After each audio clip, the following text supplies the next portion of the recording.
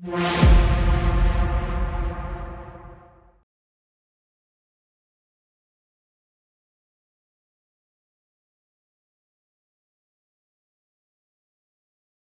Welcome back. നമ്മൾ ഇന്ന് discuss ചെയ്യാൻ പോകുന്നത് ട്രേഡിംഗ് സൈക്കോളജിയിലെ വളരെ പ്രധാനപ്പെട്ട ടോപ്പിക്കായ ഗാംബ്ലർ ഫാലസിയെ കുറിച്ചാണ്. അത് നമുക്ക് നന്നായിട്ട് മനസ്സിലാക്കണമെങ്കിൽ കൃത്യമായിട്ട് നമ്മൾ ബ്രെയിനിനെ കുറിച്ച് പഠിച്ചിരിക്കണം. കാരണം നമ്മൾ ഡിസിഷൻസ് എടുക്കാൻ വേണ്ടി ഉപയോഗിക്കുന്ന ഓർഗൻ ആണ് ബ്രെയിൻ. അപ്പോൾ നമ്മുടെ വികാരങ്ങൾ എങ്ങനെ നമ്മളെ തീരുമാനങ്ങളെ ബാധിക്കുന്നു, നമ്മളെ ഡിസിഷൻസിൽ എന്തെങ്കിലും പിഴവ് പറ്റിക്കഴിഞ്ഞാൽ നമുക്കത് തിരിച്ചറിയാനും നല്ല യുക്തിപരമായിട്ടുള്ള തീരുമാനം എടുക്കാനും നമ്മൾ ബ്രെയിനിനെ കുറിച്ച് നന്നായിട്ട് പഠിച്ചിരിക്കണം. പ്രധാനമായും നമ്മൾ ബ്രെയിനിനെ കുറിച്ച് പഠിച്ചാലുള്ള ബെനിഫിറ്റ്സ് എന്തൊക്കെയാണെന്ന് വെച്ച് കഴിഞ്ഞാൽ പുതിയ സ്കില്ലുകൾ പെട്ടെന്ന് പഠിക്കാൻ സാധിക്കും, അഡാപ്റ്റബിലിറ്റി, നമുക്ക് പുതിയ കാര്യങ്ങളുമായിട്ട് ഇഴകിച്ചേരാൻ സാധിക്കും, പ്രോബ്ലം സോൾവിങ്, ഇപ്പൊ നന്നായിട്ട് പ്രോബ്ലം സോൾവ് ചെയ്യാനുള്ള സ്കില്ലുകൾ നമുക്ക് കിട്ടും. നമ്മളെ ബ്രെയിൻ എങ്ങനെ വർക്ക് ചെയ്യണമെന്ന് മനസ്സിലായാലേ നമുക്ക് അതിനനുസരിച്ച് നമ്മളെ ബ്രെയിനിനെ ഉപയോഗിക്കാൻ സാധിക്കുള്ളൂ. ഇതൊക്കെയാണ് മെയിൻ ആയിട്ടുള്ള ബെനിഫിറ്റ്സ്. ഓക്കെ, നമുക്ക് തുടങ്ങാം. ഈ വീഡിയോയിൽ ആദ്യം നമുക്ക് ഫിസിക്കൽ ബ്രെയിൻ പാർട്സ്, അതിന്റെ ഉപയോഗം, കോഗ്നിറ്റീവ് ഫങ്ഷൻസ്, നമ്മളെ സെൻസ്, അതിന്റെ ഉപയോഗങ്ങൾ കുറിച്ചുള്ള ലൈറ്റ് ആയിട്ടുള്ള ഒരു എക്സ്പ്ലനേഷൻ ഡീറ്റെയിൽസ് ഉണ്ട്. അത് കഴിഞ്ഞിട്ടാണ് നമുക്ക് ഫാലസി എന്താണ്, കോഗ്നിറ്റീവ് ബയസ് എന്താണ്, അത് കഴിഞ്ഞിട്ട് നമുക്ക് ഗാംബ്ലർ ഫാലസി. നമുക്ക് ഇത്രയും കാര്യങ്ങൾ മനസ്സിലാക്കിയാലേ ഗാംബ്ലർ ഫാലസിയും നമ്മുടെ ഡിസിഷൻ മേക്കിങ്ങിനുള്ള പ്രശ്നങ്ങൾ എന്താണെന്ന് നമുക്ക് മനസ്സിലാക്കാൻ സാധിക്കുള്ളൂ. ഓക്കെ, അപ്പൊ നമുക്ക് തുടങ്ങാം.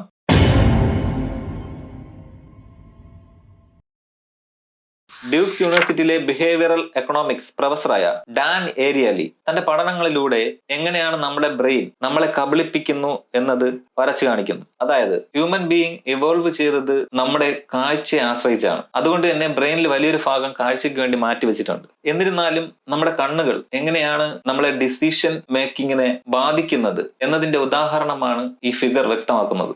ഈ ഫിഗറിൽ കൊടുത്ത ടേബിളിൽ നീളം കൂടിയ ടേബിൾ ഏതാണെന്ന് ചോദിച്ചു കഴിഞ്ഞാൽ ഇടതുവശത്തുള്ള ടേബിൾ ആണ് നീളം കൂടിയതെന്ന് തെരഞ്ഞെടുത്തതിൽ ഒരാളാണ് നിങ്ങളെങ്കിൽ തീർച്ചയായിട്ടും അത് തെറ്റായ തീരുമാനമാണ്. ഈ രണ്ട് ടേബിളുകളും തുല്യ അളവുള്ള ടേബിളാണ്. നിങ്ങൾക്ക് എന്നെ വിശ്വാസമായില്ലെങ്കിൽ വീണ്ടും അത് മെഷർ ചെയ്ത് നോക്കാം. ഈ രണ്ട് ടേബിളുകളും തുല്യ അളവാണെങ്കിലും ഇപ്പോഴും നമ്മുടെ അവബോധം ഒന്ന് നീളം കൂടിയതായിട്ടും മറ്റൊന്ന് ചെറുതായിട്ടും നമുക്ക് തോന്നുന്നു. അപ്പോ നമുക്ക് അറിഞ്ഞുകൂടാത്ത പുതിയ മേഖലകളിൽ തെറ്റ് വരുത്താതിരിക്കാൻ എന്ത് സാധ്യതയാണുള്ളത്? തീർച്ചയായിട്ടും നമ്മൾ സാമ്പത്തിക തീരുമാനങ്ങൾ എടുക്കുമ്പോൾ അത് ശരിയാണെന്നുള്ള അനുമാനം നമുക്കുണ്ടാകും. പക്ഷേ സയൻസ് സൂചിപ്പിക്കുന്നത് അങ്ങനെയല്ല. നമ്മൾ ഡിസിഷൻ എടുക്കുന്നതിൽ എറർ വരാൻ ഒരു സാധ്യത എപ്പോഴും നിലനിൽക്കുന്നുണ്ട്. എന്നിരുന്നാലും നമുക്ക് എന്തൊക്കെ കഴിവുകളുണ്ട് എന്നുള്ള ഒരു ചുരുക്ക വിവരണം നമുക്ക് ജസ്റ്റ് നോക്കാം.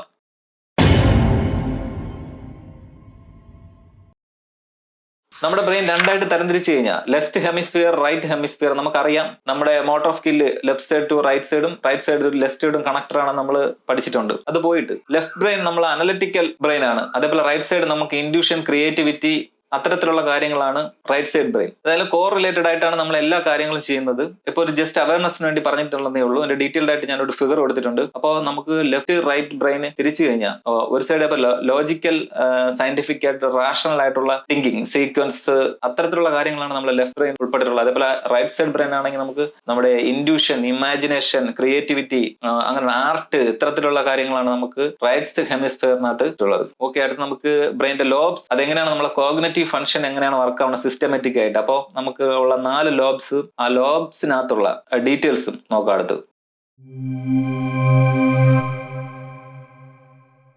Frontal lobe, executive functions, motor control, language production, emotional regulation. അപ്പൊ ഇത്രയും കാര്യങ്ങളാണ് ഫ്രണ്ടൽ ലോബിനകത്തുള്ളത്. Parietal lobe, sensory integration, attention, mathematical processing, spatial awareness. അപ്പോൾ ഇതൊക്കെയാണ് പാരിറ്റൽ ലോബിനകത്തുള്ളത്. Temporal lobe, auditory processing, memory, language comprehension, emotion processing. Occipital lobe, visual processing, colour recognition, motion perception, reading. അപ്പൊ ഇതാണ് പ്രധാനമായിട്ട് നമ്മളെ കോഗ്നിറ്റീവ് ഫംഗ്ഷനുമായിട്ട് റിലേറ്റഡ് ആയിട്ടുള്ള കുറച്ച് കാര്യങ്ങൾ.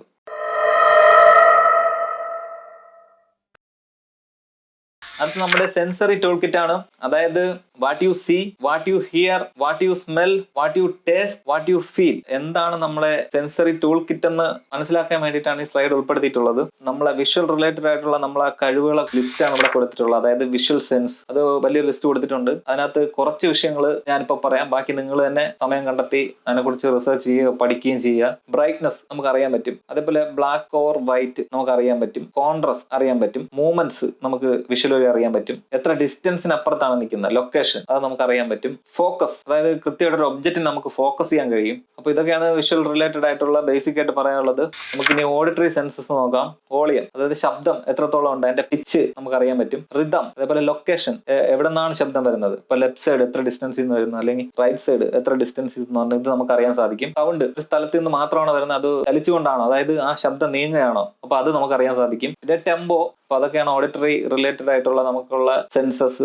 ബാക്കി നിങ്ങൾ തന്നെ സ്റ്റഡി ചെയ്യുക. അതർ ഓഡിറ്ററി സെൻസ് നമുക്ക് കുറെ സെൻസുകളുണ്ട്. അടുത്ത് നമ്മൾ നോക്കുന്ന കൈനസ്തെറ്റിക്, നമുക്ക് എങ്ങനെയാണ് അത് ഫീൽ ചെയ്യുന്നത്. വെയിറ്റ് നമുക്ക് അനുഭവിച്ചറിയാൻ പറ്റുന്നതാണ് വെയിറ്റ്. അതേപോലെ ഒരു പെയിൻ എന്തെങ്കിലും ഉണ്ടായ ലൊക്കേഷൻ നമുക്ക് ഇപ്പൊ കയ്യിൽ ഒരു ഭാഗത്താണ് ആണെങ്കിൽ നമുക്ക് അവിടെ സെൻസ് ചെയ്യാൻ പറ്റും. അപ്പൊ അത് ആ ലൊക്കേഷൻ നമുക്ക് അറിയാൻ പറ്റും, തിരിച്ചറിയാൻ പറ്റും. ലൊക്കേഷൻ, ഇന്റൻസിറ്റി, ഇപ്പൊ വേദനയുടെ ഇന്റൻസിറ്റി നമുക്ക് അറിയാൻ പറ്റും, എത്രത്തോളം വേദനയുണ്ട് അത് നമുക്ക് ഫീൽ ചെയ്ത് അറിയാൻ പറ്റുന്നതാണ്. വൈബ്രേഷൻ, അതേപോലെ ടെമ്പറേച്ചർ, എത്ര ചൂട് ഉണ്ട് അത് നമുക്ക് അനുഭവിച്ചറിയാൻ പറ്റുന്നതാണ്. അപ്പൊ അതാണ് നമ്മളെ കൈനസ്തെറ്റിക്, നമുക്കത് ഫീൽ ചെയ്ത് മനസ്സിലാക്കാൻ പറ്റുന്ന കാര്യങ്ങളാണ്.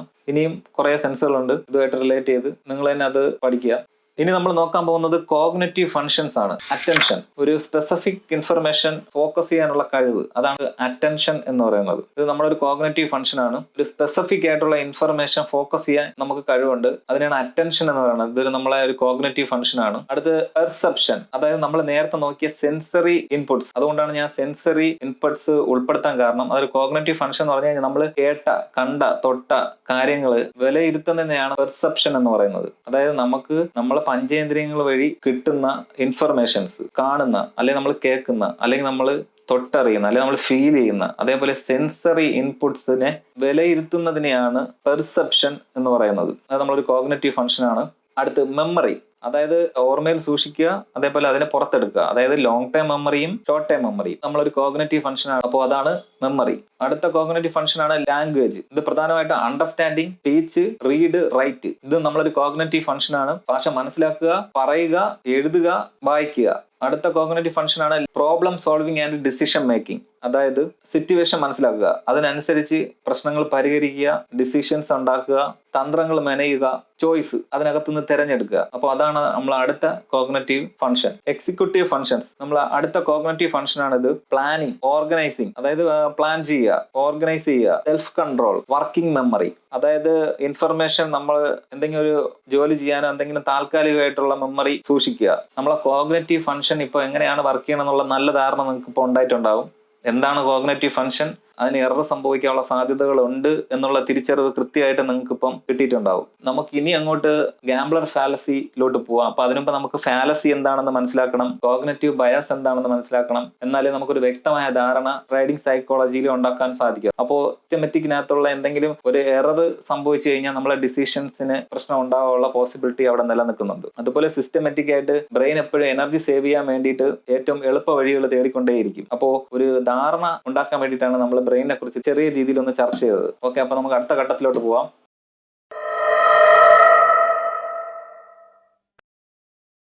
What is cognitive bias? അതായത് ഇത് ബ്രെയിനിന്റെ ഒരു സിസ്റ്റമാറ്റിക് പാറ്റേൺ ആണ്. ബയാസുകൾ, അതായത് നമ്മുടെ ബ്രെയിൻ എനർജി സേവ് ചെയ്യാനും നല്ല എഫിഷ്യന്റ് ആയിട്ട് പ്രവർത്തിക്കാനും ബ്രെയിൻ തന്നെ ചില കുറുക്കു വഴികൾ കണ്ടെത്തുന്നതാണ് കോഗ്നിറ്റീവ് ബയാസ്. അത് ചില സാഹചര്യങ്ങളിൽ നമുക്ക് ഫേവർ ആയിട്ടും ചില സമയങ്ങളിൽ നമുക്ക് എഗെയിൻസ്റ്റ് ആയിട്ടും വർക്ക് ചെയ്യും. അപ്പോ തരത്തിലുള്ള ഷോർട്ട് കട്ടുകൾ, മെന്റൽ ഷോർട്ട് കട്ടുകളാണ് കോഗ്നിറ്റീവ് ബയാസ്. അപ്പോൾ ഇതിന്റെ പ്രധാന ലക്ഷണങ്ങൾ നോക്കിക്കഴിഞ്ഞാൽ ഇത് എന്തെങ്കിലും സിസ്റ്റമാറ്റിക് ആയിട്ടുള്ള പാറ്റേണുകൾ ഫോളോ ചെയ്യുന്നതായിരിക്കും ഇത്തരം ബയാസുകൾ. ഇത്തരം ബയാസുകൾ നമ്മളെ സ്വാധീനിക്കുന്നത് നമുക്ക് അറിയാൻ സാധിക്കില്ല. നമ്മൾ ബയാസിലാണ് അഭിപ്രായം പറയണം അല്ലെങ്കിൽ തീരുമാനങ്ങൾ എടുക്കുന്നത് എന്ന് നമുക്ക് അറിയാൻ സാധിക്കില്ല. അപ്പോൾ അൺകോൺഷ്യസ് ആയിട്ടായിരിക്കും ഇത്തരം ബയാസുകളിൽ നമ്മൾ ഡിസിഷൻസ് എടുക്കുന്നത്. ഇത് മെന്റൽ ഷോർട്ട് കട്ടുകളാണ്. അതായത് ബ്രെയിൻ എനർജിയും സമയവും ലാഭിക്കുന്നതിന് വേണ്ടി, നല്ല എഫിഷ്യന്റ് ആയിട്ട് വർക്ക് ചെയ്യുന്നതിന് വേണ്ടി ബ്രെയിൻ തന്നെ ഉണ്ടാക്കുന്ന ഷോർട്ട് കട്ടുകളാണ് കോഗ്നിറ്റീവ് ബയാസുകൾ.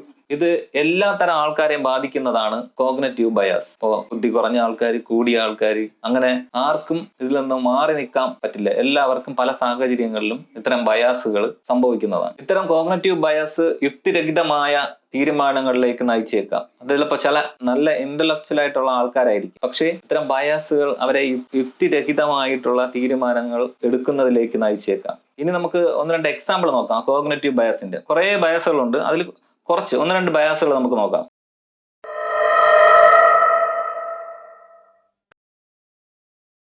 ഒന്ന്, ബാൻഡ് വാഗൺ എഫക്ട്. ഒരുപാട് ആളുകൾ ചെയ്യുന്നു, അതുകൊണ്ട് നമ്മളും ചെയ്യുന്നു. അതായത് ഒരു കൂട്ടത്തിനെ നോക്കുന്ന ബയാസ്. ഫോർ എക്സാമ്പിൾ പറഞ്ഞു കഴിഞ്ഞാൽ, ഒരു സ്റ്റോക്ക് വാങ്ങുമ്പോൾ സോഷ്യൽ മീഡിയയിൽ ഒരുപാട് പേര് പറയുന്നുണ്ട്, ഒരുപാട് പേര് വാങ്ങുന്നുണ്ട്, അതുകൊണ്ട് അതിനെ ആധികാരികമായിട്ട് എടുത്തുകൊണ്ട് നമ്മളും സ്റ്റോക്ക് വാങ്ങുന്നു. ഇതാണ് ബാൻഡ് വാഗൺ എഫക്ട്. അതായത് ഓൺ ആയിട്ടുള്ള റിസർച്ചോ സ്റ്റഡിയോ ഇല്ല, ഇത്തരത്തിലുള്ള കാര്യങ്ങൾ കേട്ടിട്ട് ഒത്തിരി പേര് ചെയ്യുന്നുണ്ട്, അതുകൊണ്ട് നമ്മളും ചെയ്യുന്നു. ഇതാണ് ബാൻഡ് വാഗൺ എഫക്ട്. ഇതൊരു കോഗ്നിറ്റീവ് ബയാസ് ആണ്. അടുത്തത് ആങ്കറിംഗ് ബയാസ്. അതായത് എന്തെങ്കിലും ഒരു ഡാറ്റ, ഒരു ഇൻഫർമേഷൻ കിട്ടി, പക്ഷെ അതിന്റെ തുടക്കത്തിൽ കുറച്ച് കാര്യങ്ങൾ മനസ്സിലാക്കിയിട്ട് അതിനനുസരിച്ച് ഡിസിഷൻസ് എടുക്കുക. പൂർണ്ണമായിട്ട് കാര്യം മനസ്സിലാക്കുകയോ വ്യക്തമായിട്ടുള്ള ധാരണ ഉണ്ടാക്കുന്നതിന് മുമ്പേ ചെറിയ കാര്യങ്ങൾ മനസ്സിലാക്കിയിട്ട് അത് വെച്ച് ഡിസിഷൻസ് എടുക്കുക. ഉദാഹരണം പറഞ്ഞു കഴിഞ്ഞാൽ, സെക്കൻഡ് ഹാൻഡ് ഒരു കാർ വാങ്ങാൻ പോകുന്നു. നമുക്ക് അഫോർഡബിൾ അല്ലാത്ത ഒരു റേറ്റ് ആദ്യം പറഞ്ഞു, എന്നിട്ട് കുറച്ച് വില പെട്ടെന്ന് കുറയ്ക്കുന്നു. അപ്പൊ നമ്മൾ പെട്ടെന്ന് തീരുമാനം എടുക്കുന്നു, പക്ഷെ അപ്പോഴും ആ വാല്യൂ ഹൈ ആണ്. ഇതൊരു ജസ്റ്റ് എക്സാമ്പിൾ ആണ് പറഞ്ഞത്. ഇപ്പൊ ഇത്തരത്തിലുള്ള പല ടൈപ്പ് കോഗ്നിറ്റീവ് ബയാസുകളുണ്ട്. അതിൽ ചുരുക്കം ചിലതാണ് എക്സാമ്പിൾ ആയിട്ട് ഇവിടെ പറഞ്ഞത്.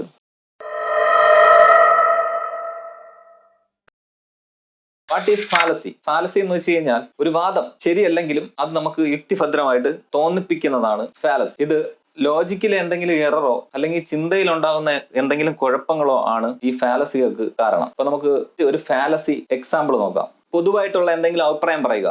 ആ വ്യക്തിത്വത്തിന് ആ ഫീൽഡിലുള്ള നോളജോ അല്ലെങ്കിൽ വസ്തുതാപരമായിട്ടുള്ള ഡാറ്റ ആയിരിക്കില്ല. അപ്പൊ ഉദാഹരണം പറഞ്ഞാൽ സെലിബ്രിറ്റീസോ അല്ലെങ്കിൽ പൊളിറ്റീഷ്യൻസോ അല്ലെങ്കിൽ പോപ്പുലർ ആയിട്ടുള്ള ആരെങ്കിലും എന്തെങ്കിലും കാര്യങ്ങളെ കുറിച്ച് അഭിപ്രായങ്ങൾ പറയും, ഒപ്പീനിയൻസ്. പക്ഷെ അതിനകത്ത് സയന്റിഫിക് എവിഡൻസോ മറ്റു ഡാറ്റകളോ ലോജിക്സോ ഒന്നും ഉണ്ടാവില്ല. പക്ഷെ അത്തരത്തിലുള്ള ഡാറ്റകൾ നമ്മൾ ഇന്ന വ്യക്തി പറഞ്ഞു എന്ന് പറഞ്ഞ് നമ്മൾ വസ്തുതയായിട്ട് കണക്കാക്കുക. ഇതൊരു തരം ഫാലസിയാണ്. ഒരാൾ ഒരു കാര്യം പറയാണ് എങ്കിൽ നമുക്ക് അതിനകത്തുനിന്ന് വേണ്ട ഡാറ്റ എന്താണെന്ന് വെച്ച് കഴിഞ്ഞാൽ അതിനകത്തുള്ള ലോജിക് എന്താണ്. ഇപ്പൊ ഉദാഹരണം പറഞ്ഞു കഴിഞ്ഞാൽ, ഒരു സെലിബ്രിറ്റി പറയാണ് ഇന്ന പില്ല് കഴിക്കൂ അപ്പൊ നമുക്ക് വണ്ണം കുറയും അല്ലെങ്കിൽ ഡയറ്റിങ്ങിന് നല്ലതാണ് എന്ന് പറയുമ്പോൾ അതൊരു അഭിപ്രായം മാത്രമാണ്. അതൊരു വസ്തുതയാവണമെങ്കിൽ അത് എന്ത് തരം ഗുളികയാണ്, അത് നമ്മൾ കഴിച്ചാൽ നമ്മളെ ശരീരത്തിൽ എന്താണ് സംഭവിക്കുന്നത്, എങ്ങനെയാണ് നമ്മളെ ശരീരഭാരം കുറയ്ക്കുന്നത്, അതിന് എന്തൊക്കെ സൈഡ് എഫക്റ്റ് ഉണ്ട് അല്ലെങ്കിൽ എന്തൊക്കെ സൈഡ് എഫക്റ്റുകൾ ഇല്ല. അപ്പം ഇത്തരത്തിലുള്ള ലോജിക്കലും സയന്റിഫിക്കലും ആയിട്ടുള്ള ഇൻഫർമേഷൻസ് ആണ് നമുക്ക് വേണ്ടത്. അല്ലാതെ ഇന്ന വ്യക്തി പറഞ്ഞു എന്നുള്ള ഡാറ്റ അല്ല വേണ്ടത്. ഇപ്പൊ ഇത്തരത്തിലുള്ള ഡാറ്റ ആയിരിക്കും നമുക്ക് കൂടുതലും സോഷ്യൽ മീഡിയ ഒത്തിരി കിട്ടുന്നത്. ഒരു 80% ഡേറ്റ ഇത്തരത്തിലുള്ള അഭിപ്രായങ്ങളാണ്. ഉദാഹരണം പറഞ്ഞു കഴിഞ്ഞാൽ, സ്റ്റോക്ക് മാർക്കറ്റ് ഗാംബ്ലിംഗ് ആണ്, അവിടെ പോയാൽ പണം നഷ്ടപ്പെടും, അങ്ങനെ ചെയ്യരുത്, ഇങ്ങനെ ചെയ്യരുത്.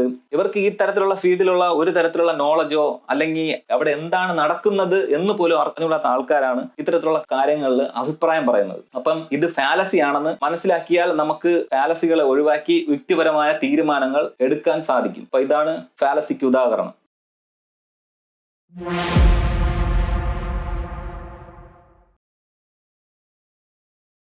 ഒരു തുടർച്ചയായ റാൻഡം ഇവന്റിന് ശേഷം, അതായത് തുടർച്ചയായിട്ടുള്ള എന്തെങ്കിലും സംഭവം ശേഷം അത് ഇനി നടക്കാൻ സാധ്യതയില്ല എന്നുള്ള തെറ്റായ ധാരണയാണ് ഒരു ചൂതാട്ടക്കാരന്റെ തെറ്റിദ്ധാരണ എന്ന് പറയുന്നത്, അല്ലെങ്കിൽ ഗാംബ്ലർ ഫാലസി എന്ന് പറയുന്നത്. ഇത് അങ്ങോട്ടും ഇങ്ങോട്ടും, അതായത് കുറച്ച് ഇവന്റുകൾ നടന്നു അതുകൊണ്ട് ഇനി ആ ഇവന്റ് നടക്കാൻ സാധ്യതയില്ല, അല്ലെങ്കിൽ കുറച്ച് ഇവന്റുകൾ നടന്നില്ല അതുകൊണ്ട് ഇനി ആ ഇവന്റുകൾ നടക്കാം എന്നുള്ള മിഥ്യാധാരണയാണ് ഗാംബ്ലർ ഫാലസി. അപ്പൊ ഗാംബ്ലർ ഫാലസിക്ക് ഒരു ഉദാഹരണം നോക്കിയാൽ, കോയിൻ ടോസ് ചെയ്യുന്ന ഒരു ഉദാഹരണം എടുക്കാം. അപ്പൊ നിങ്ങളൊരു കോയിൻ ടോസ് ചെയ്യണമെന്ന് വിചാരിക്കുക. 5 പ്രാവശ്യം ടോസ് ചെയ്തു, 5 പ്രാവശ്യം ഹെഡ് വീണു. അപ്പോ അതിനകത്തുള്ള ഫാലസി എന്താണെന്ന് വെച്ച് കഴിഞ്ഞാൽ, നെക്സ്റ്റ് ടൈം അത് ടോസ് ചെയ്യുമ്പോൾ ടെയില് വീഴും എന്ന് വിശ്വസിക്കുന്നു. അതായത് കണ്ടിന്യൂസ് ആയിട്ട് ഹെഡ് വീണു അതുകൊണ്ട് ഇനി ടെയില് വീഴണം എന്നുള്ള മിഥ്യാധാരണ. അല്ലെങ്കിൽ സീക്വന്റ് ആയിട്ടുള്ള ഇവന്റ് ബാലൻസ് ഔട്ട് ആവണം. ഇപ്പൊ തുടർച്ചയായിട്ട് കുറച്ച് ഹെഡ് വീണല്ലോ, ഇനി അടുത്ത് ടെയില് വീണണം എങ്കിലേ ബാലൻസ് ആവുള്ളൂ. ഇത്തരത്തിലുള്ള ഫാൾസ് ആയിട്ടുള്ള ബിലീഫ്സ് ആണ്, വിശ്വാസങ്ങളാണ് ഗാംബ്ലർ ഫാലസി.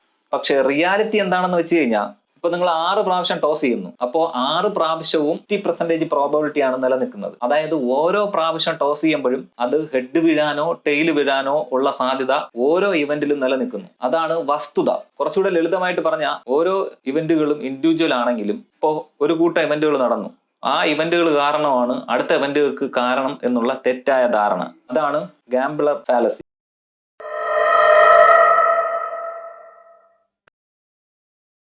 ഫാലസി വിശ്വസിക്കുന്നു ട്രെൻഡ് റിവേഴ്സൽ ഉടനെ സംഭവിക്കാം. കാരണം എന്താണെന്ന് വെച്ച് കഴിഞ്ഞാൽ, ഈ സ്റ്റോക്ക് കണ്ടിന്യൂസ് ആയിട്ട് കുറച്ച് ദിവസം മുകളിലോട്ട് പോവുകയാണ് അല്ലെങ്കിൽ കണ്ടിന്യൂസ് ആയിട്ട് താഴോട്ട് പോവുകയാണ് എന്നുള്ള വിശ്വാസം. അപ്പോൾ ഇനി ഇത് തിരിച്ചു പോകാം, കുറെ ആയല്ലോ, ഒരു പുൾ ബാക്ക് അല്ലെങ്കിൽ ഫാൾ ഉണ്ടാക്കാം എന്നുള്ള ബിലീഫ്. അപ്പൊ ഇത്തരത്തിലുള്ള ബിലീഫ്സിനനുസരിച്ച് ഡിസിഷൻസ് എടുക്കുക, ഇതാണ് ഒന്നാമത്തെ ഫാലസി. പക്ഷെ റിയാലിറ്റി എന്താണെന്ന് വെച്ച് കഴിഞ്ഞാൽ, സ്റ്റോക്ക് ഇപ്പോഴും അപ് ട്രെൻഡിലാണ്, ഹൈ പ്രോബബിലിറ്റി. ഇനി നമുക്കത് റിവേഴ്സ് ആവണമെങ്കിൽ ഫണ്ടമെന്റൽ അല്ലെങ്കിൽ ടെക്നിക്കൽ ആയിട്ടുള്ള കറക്റ്റ് ആയിട്ടുള്ള സിഗ്നൽ നമുക്ക് കിട്ടണം, എന്നാൽ മാത്രമേ അത് റിട്ടേൺ വരാനുള്ള പോസിബിലിറ്റി അവിടെ ഉള്ളൂ. അല്ലാതെ നിങ്ങളുടെ ഒപ്പീനിയൻ അനുസരിച്ച് സ്റ്റോക്ക് കുറച്ച് ദിവസം ആയല്ലോ ഇനി താഴോട്ട് പോവാം, അല്ലെങ്കിൽ കുറച്ച് ദിവസമായി താഴോട്ട് ഇനി മുകളിലോട്ട് പോവാം, അല്ലെങ്കിൽ ഇവിടെ ഒരു പുൾ ബാക്ക് എടുക്കാം. അവിടെ നമുക്ക് വേണ്ടത് കൃത്യമായിട്ടുള്ള ടെക്നിക്കൽ ആയിട്ടുള്ള ഡിസിഷൻസ് ആണ് വേണ്ടത്. അതാണ് യുക്തിഭദ്രമായിട്ടുള്ള തീരുമാനം. അത്തരത്തിലുള്ള സ്ഥലങ്ങളിൽ ഗാംബ്ലർ ഫാലസി, ഇത്തരത്തിലുള്ള ഫാലസികൾ പെടുന്നവരെ ഇത്തരത്തിലുള്ള അഭിപ്രായങ്ങളെ വിശ്വസിക്കുകയാണ് ചെയ്യുന്നത്. അവരുടെ തന്നെ അഭിപ്രായങ്ങളാണ്. നമ്മൾ കുറച്ചു മുമ്പേ പുറകിലോട്ട് ഫാലസി എന്താണ്, കോഗ്നിറ്റീവ് ബയാസ് എന്താണെന്ന് നമ്മൾ നോക്കി. അപ്പൊ നമുക്ക് ക്ലിയർ ആയിട്ടുള്ള ധാരണ ഇപ്പൊ കിട്ടും. അതായത് ഫാൾസ് ആയിട്ടുള്ള ബിലീഫ്സിനകത്താണ് അവര്, പക്ഷേ അവര് ബയാസ്ഡ് ആണെന്ന് അവർ അറിയുന്നില്ല. അടുത്ത ഫാലസി, കുറെ പ്രാവശ്യം നമ്മൾ ലോസ് ബുക്ക് ചെയ്തു, അപ്പൊ നമ്മൾ ഇനി അടുത്ത് പ്രതീക്ഷിക്കുകയാണ് അടുത്ത് ഇനി ഉറപ്പായിട്ടും വിൻ ചെയ്യാൻ സാധ്യത ഉണ്ട്. അല്ലെങ്കിൽ നേരെ മറിച്ച് കുറെ പ്രാവശ്യം വിൻ ചെയ്തു, അപ്പോൾ ഇനി നേരെ മറിച്ച് ചിലപ്പം അടുത്തിനി ലോസ് ബുക്ക് ചെയ്യാം. അല്ലെങ്കിൽ കുറെ പ്രാവശ്യം കണ്ടിന്യൂസ് ആയിട്ട് വിന്നായി, അപ്പോൾ ഓവർ കോൺഫിഡൻസ്, അതായത് എപ്പോഴും നമ്മൾ ജയിക്കും. ഇത്തരത്തിലുള്ള ഫാലസികൾ പിടിപെടാനുള്ള പോസിബിലിറ്റി ഉണ്ട്. ഇതാണ് അടുത്ത ഫാലസി. അതായത് നമ്മൾ നേരത്തെ നോക്കിയതാണ് കോയിൻ ടോസ് ചെയ്യുന്ന കാര്യത്തിൽ, സെയിം ആണ് ഇവിടെയും. നമ്മൾ കുറെ പ്രാവശ്യം അല്ലെങ്കിൽ വിൻ ചെയ്തു, അല്ലെങ്കിൽ ലോസ് ചെയ്തു, അല്ലെങ്കിൽ ഓവർ കോൺഫിഡൻസ്, അല്ലെങ്കിൽ അണ്ടർ കോൺഫിഡൻസ്, ഇത്തരത്തിലുള്ള പല കാര്യങ്ങളും ഈ ഫാലസി റിലേറ്റഡ് ആയിട്ട് സംഭവിക്കാം. അതായത് ബാലൻസ് ഔട്ട് ആവണം എന്നുള്ള ഫാൾസ് ആയിട്ടുള്ള ഒരു ബിലീഫ്. മെയിനായിട്ട് ഇത് പ്രശ്നം എന്ന് പറഞ്ഞു കഴിഞ്ഞാൽ ലാർജ് പൊസിഷൻസ് എടുക്കുക, വലിയ, അതായത് ഹോപ്പ് ഉറപ്പായിട്ടും ഇനി അടുത്ത് പോസിബിൾ റിട്ടേൺ ആയിരിക്കും, അല്ലെങ്കിൽ ഇത്തരത്തിലുള്ള ഓവർ ട്രേഡിങ്, ഹൈ റിസ്കിങ്, അത് ട്രേഡിംഗ് പ്ലാനിൽ നിന്ന് തന്നെ മാറുക. അതായത് ഇപ്പൊ കുറെ ട്രേഡായി, അതായത് പിന്നെ emotional trade, actual trade planning ഒന്നും ഇല്ല, അപ്പോൾ നമ്മൾ അതിൽ നിന്ന് ഡീവിയേഷൻ ഉണ്ടാകാനുള്ള പോസിബിലിറ്റി ഉണ്ടാകും. അത്തരത്തിലുള്ള ഡിസിഷൻസ് എടുക്കുക.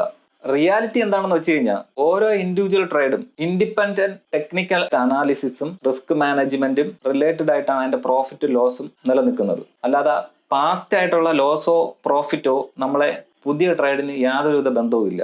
എല്ലാം ഇൻഡിവിജ്വൽ സെറ്റപ്പാണ്. നമ്മൾ നേരത്തെ കോയിൻ ടോസ് ചെയ്ത കാര്യം നോക്കിയാൽ സെയിം ആണ് ഇവിടെയും. അപ്പോൾ നമ്മളെ പാസ്റ്റ് ആയിട്ടുള്ള ഒരു ട്രേഡുകളും പുതിയ ട്രേഡുമായിട്ട് യാതൊരുവിധ ബന്ധവുമില്ല. നമുക്ക് മാനസികമായിട്ട് ഉണ്ടാക്കുന്ന പ്രശ്നങ്ങളാണ് അതിന് ബന്ധം സൃഷ്ടിക്കുന്നത്. ഇതാണ് ട്രേഡിങ്ങിൽ മെയിൻ ആയിട്ടുള്ള ഫാലസികൾ. ഇനി നമുക്കിതിനെ എങ്ങനെ കൗണ്ടർ ആക്ട് ചെയ്യാം എന്ന് നോക്കാം.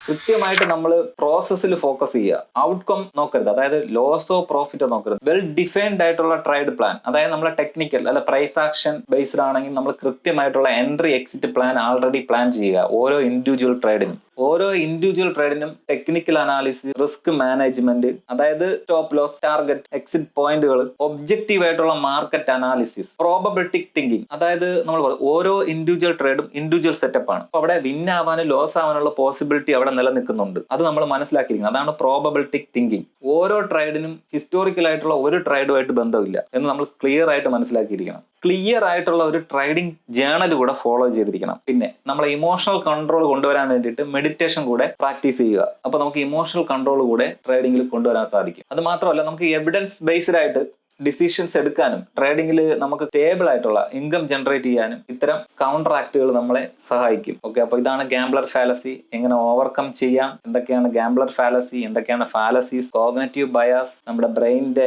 സെൻസുകൾ എന്തൊക്കെയാണ്, നമ്മുടെ കഴിവുകൾ എന്തൊക്കെയാണ്, ഫിസിക്കൽ പാർട്സ്. അപ്പൊ നമുക്ക് ഒരു ക്ലിയർ ആയിട്ടുള്ള അവയർനെസ് നമുക്ക് കിട്ടിയിട്ടുണ്ട്. ഇപ്പം എന്താണ് ഒരു ചൂതാട്ടക്കാരന്റെ തെറ്റിദ്ധാരണ എന്താണെന്ന്. ഇനി നമുക്ക് ഇത് റിലേറ്റഡ് ആയിട്ട് പഠിക്കാനുള്ളത് anchoring bias, confirmation bias, analysis, paralysis, revenge trading, over confidence, under confidence, loss aversion, hope, greed, ഇത്തരത്തിലുള്ള emotions, developing a traders mind set. അപ്പൊ ഇത്രയാണ് നമുക്ക് സൈക്കോളജി റിലേറ്റഡ് ആയിട്ട് നമുക്ക് പഠിക്കാനുള്ളത്. ഈ വീഡിയോ ഓപ്ഷൻ ട്രേഡിംഗ് റിലേറ്റഡ് ആയിട്ട് സൈക്കോളജി സൈഡിലുള്ള ടോപ്പിക്കാണ്. തീർച്ചയായിട്ടും നിങ്ങൾക്ക് ഈ വീഡിയോ ഉപകാരപ്പെട്ടെന്ന് ഞാൻ വിശ്വസിക്കുന്നു. ഈ വീഡിയോ നിങ്ങൾക്ക് ഉപകാരപ്പെട്ടിട്ടുണ്ടെങ്കിൽ സബ്സ്ക്രൈബ് ചെയ്യുക, ലൈക്ക് ചെയ്യുക. ഓപ്ഷൻ ട്രേഡിംഗ് പഠിക്കാൻ ആഗ്രഹിക്കുന്നവർക്കും ട്രേഡിംഗ് സൈക്കോളജി ബേസിക്സ് ആവശ്യമുള്ളവർക്ക് ഷെയർ ചെയ്ത് കൊടുക്കുക. Okay, by.